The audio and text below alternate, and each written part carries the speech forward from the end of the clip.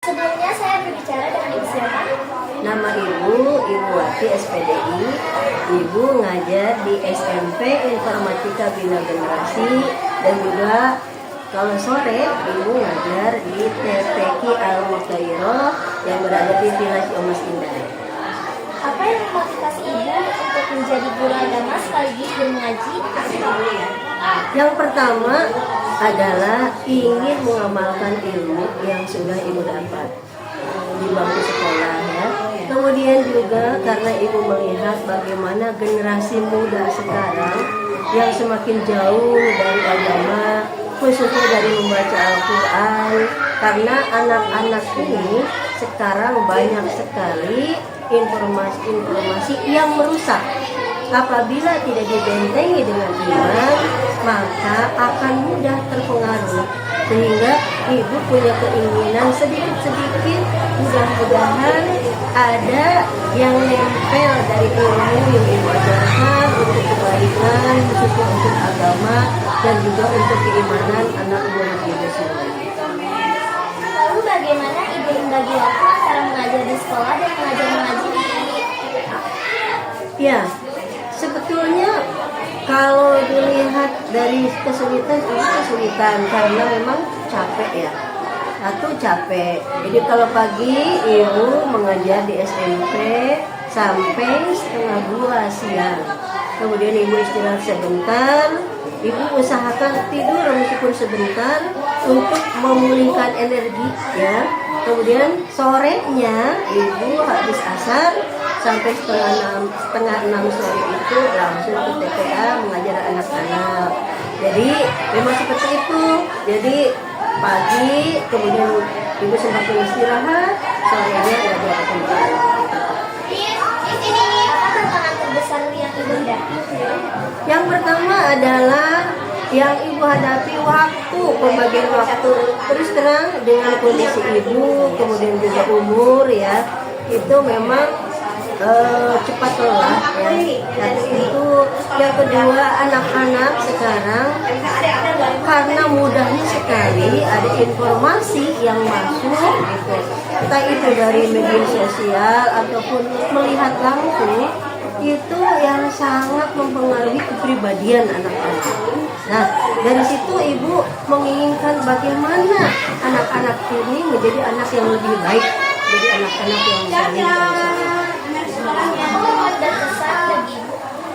Banyak sebenarnya momen yang berkesan buat Ibu ketika Ibu mengajar. Misalkan ada anak-anak yang menjawab pertanyaan dan sesuai dengan keinginan Ibu, itu membuat Ibu happy gitu ya, membuat Ibu bahagia. Berarti ilmu yang diajarkan bisa dipahami, apalagi dengan dipraktekkan. Contohnya dengan ibadah yang mereka laksanakan secara rutin atau istiqomah ya.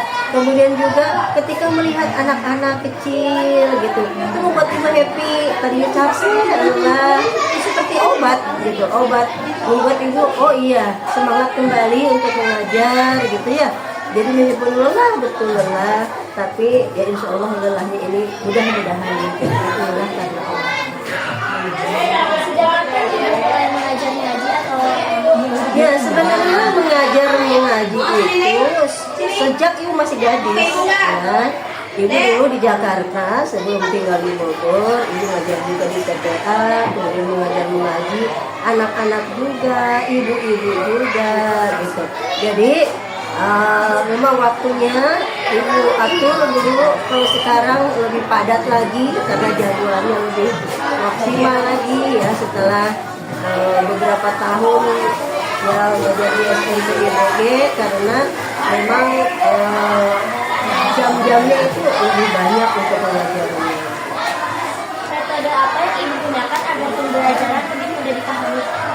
Di mix biasanya ya, selain memang anak-anak diajar untuk literasi membaca, juga di mix dengan metode ada diskusi, kemudian juga mereka harus presentasi. Kadang-kadang juga memang Ibu misalkan menayangkan slide ya dari Infocus, metode pembelajarannya, kemudian juga nanti ganti-ganti gitu ya supaya mereka juga tidak bosan.